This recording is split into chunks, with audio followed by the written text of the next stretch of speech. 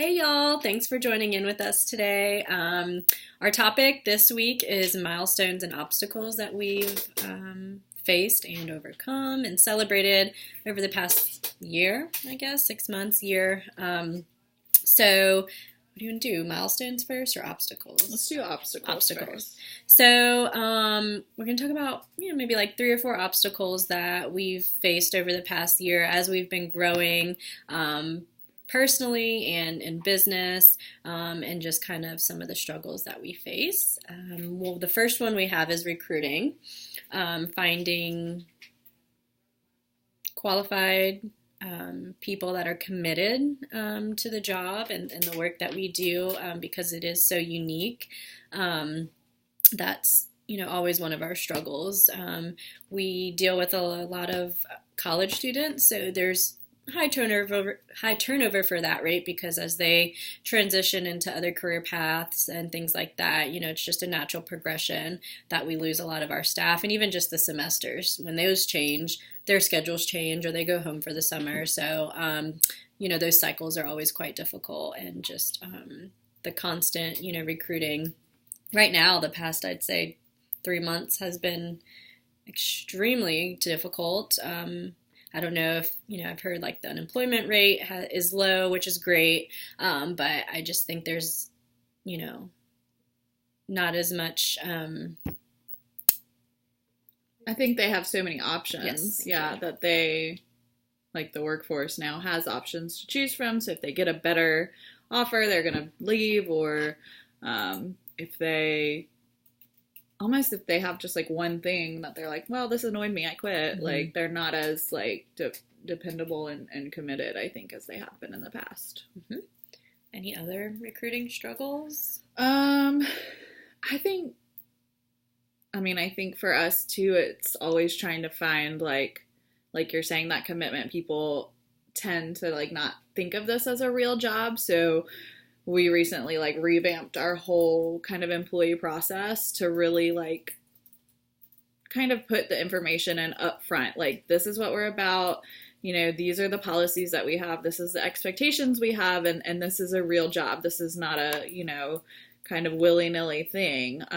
Whereas like, when you're babysitting for like your next door neighbor, things like that, that's completely different than when you're working with an agency that has a reputation, you're an employee, you have standards, like all of that. So, and our clients have expectations on us, which then we have expectations for our staff. So we all have someone to answer to in a sense. Yeah, and I think we've really had to kind of get creative the last few months and like think outside the box. Like, where can we find new people and where can we market to, and what's, not working. And so we've really had to do a lot of like business self-reflection to kind of get, back on track. So another obstacle is money. That's, I feel like, always going to be an obstacle. So just finding that fine balance of what our market can tolerate, what our competition is offering, and then what also pays our bills and our staff and keeps us in business and serving our community and doing what we love to do. Sometimes it feels like there'll never be a space where we're comfortable, which I could also be a good thing, where that grind and that hustle is always going to be there, and that drive to make it. But I would like a little more breathing room. I would like a little more breathing room. So we're always, discussing. We have a meeting every week, and just, what, again, changes need to be made. Price points, what makes the most sense. We want to be fair to our clients, but again, this is a business, and to be able to provide the service, we have insurance and liability and our office space, and there's just so many expenses that I think people don't even realize that have to be made. So how can we? I mean, at the end of the day, we barely take home a check, so that's last. Mm-hmm. It's the last box we check. We truly do enjoy what we do, and think we're doing good for our community. So, just again finding that fine balance of paying our bills, but also being fair, to our families and what makes the most sense, for them as well. And I think too, we've gotten better at kind of, again, thinking outside the box. Like, we're like, okay, what can we do to bring in more income? What are other services we can provide? What, what is our, like, kind of bread and butter? And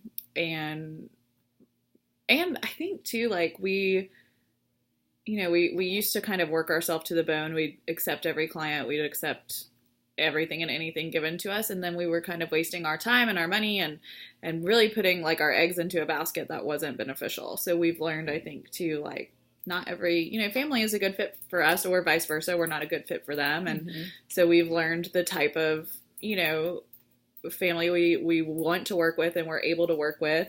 And then also just kind of looking at our skills set and what else we can offer, other than just nanny services. We are in the process of, starting, like, a CPR branch, and we've talked about a transportation company and wedding services, and just kind of expanding our horizon outside of the, like, typical nanny agency to really bring in other streams of revenue to make, us still be able to be passionate and do the good that we do, but we're also able to pay our bills and live. And not have to shut down. Right. All right. I think the last obstacle we were going to cover was management style. And I think there's been a lot of growing pains this past, probably less than a year, 6 months or so, with just learning what our management styles are, and especially with people that have been with us since the beginning. And as we're learning and growing and changing, sometimes it's hard for them to understand why, what's happening, why is this happening? And so we do our best to relay our why, but I think learning for ourselves and then the follow through and acting on that has been quite challenging for us. We don't have, business background or management background. Everything, what do they call it when, like, you learn, like through the streets is, like, the slang, but, like, learning through life and experience, like, I feel like the harder way than trial and error. Maybe, like, through a book or, in the classroom. So, sometimes that doesn't go over so well always with our staff, and we do lose, some, but again, it's ultimately, we're just trying to be the best that we can be and make this run efficiently and what makes the most sense. And again, we have our clients to answer to, and how do we serve them the best way possible. Yeah. And I think we, finally too kind of had, like, an honest conversation, like, okay, Leanna, you suck at, reprimanding people. Like, I'm like, oh, I'm sorry, like, you messed up, you were late, but it's okay, it's fine. And then Shanae's like, you're late, you're fired. So we had to kind of, like, put our brains together and be like, okay, like, I'm too nice. And then sometimes, Shanae is too, like, well, she messed up, she's she's gone. And I'm like, oh, it's fine, this is only her 12th mistake. Like, so, kind of combining, I feel like, both of our brains together to create, like, the perfect person. And then knowing to, like, again, setting, like she said, we kind of revamped everything, told our employees, and we did lose some, and it was hard because we were, really kind of understaffed for a while, but in the end, the people that, decided to leave were obviously not going to fit into our new core values and our new mission and our vision and everything like that. So we've had to kind of learn, like, that's okay. Like, it's okay for people to leave. It's okay for them to not agree with you, because the people that do and that stay, that's, who you want on your team anyways. So I think we've gotten a lot better about setting the expectations up front. We're still working on, like, the follow through part. And part of it is just internally, like, figuring out how to get something that happens that I handle to her to send out to kind of handle that. And not letting, like, too much time go by. I think that's our biggest kind of obstacle is, like, I'm like, oh, I forgot to tell you 3 weeks ago, so-and-so, was on her phone at work. And then Shanae's like, well, like, I'm not gonna, call her 3 weeks later to be like, oh, remember the policy is XYZ. But that's kind of our first line of defense, is to send them an email and just say, this is the policy that you broke or didn't follow. I don't know the opposite of that, but and I think they've been pretty receptive to that, so that they kind of know where they stand. Like, you know, we highlight it, like, this is exactly the policy that we have in place that you did not follow. This is your first warning, that kind of thing. Mm-hmm. Yeah, I think they've liked that communication, because we don't really see our employees most days, so it's a lot of information to remember, and we get it, so it's nice, you know, first time kind of, hey, remember this, it clicks, and they're like, oh, you know, so sorry, and then, you know, it gets better going forward, so, yeah, and then as far as milestones, things we're celebrating, because there is good as well, so we recently in May made our 5-year mark in business. So that Who would have thought? I know. We're still pinch ourselves sometimes, but that was really huge and exciting. And it happened to fall on one of our quarterly retreat weekends, so we kind of had a little bit of pleasure with business as well, and did some celebrating. A little too hard for some of us, as well as, you know, of course, setting those goals and continuing to progress forward. Really it, right? For 5 years, just 5 years. You know, we're super excited about that, and excited about what the future holds as we are getting, you know, more confident in, you know, we're here and we're here to stay. And so we're excited about the possibilities in the future. Another milestone is hiring our nanny coordinator, Brooklyn, who hopefully you guys will get to meet in the future through one of our vlogs, and kind of go a little in depth about her and the work she's been doing here with us. But that's been great and huge and such a relief, and we've been able to dump a lot of things onto her, so we can, you know, be better managers and not just so flustered all the time and drowning in just kind of the day-to-day. We're able to really put time into the service that we're providing and making sure that we're investing time and resources into our staff. Anything else on Brookie?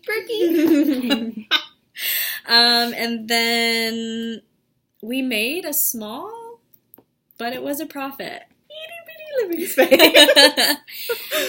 So that was huge. Finally, I guess that was technically 4 or 5 years. We're finally in the green and not in the red and the negative. So that was our first profit since being in business. And so I think that's, you know, something worth celebrating and such a huge milestone for us. And hopefully that will continue, and it will continue to increase. As like Lana mentioned, we continue to diversify ourselves and our services. So, yeah. That's it. Good. That's all we got. So check back with us. We will be releasing these videos every other Wednesday. So we've got some great topics and discussions on the horizons, and we hope you'll join us. Have a good day.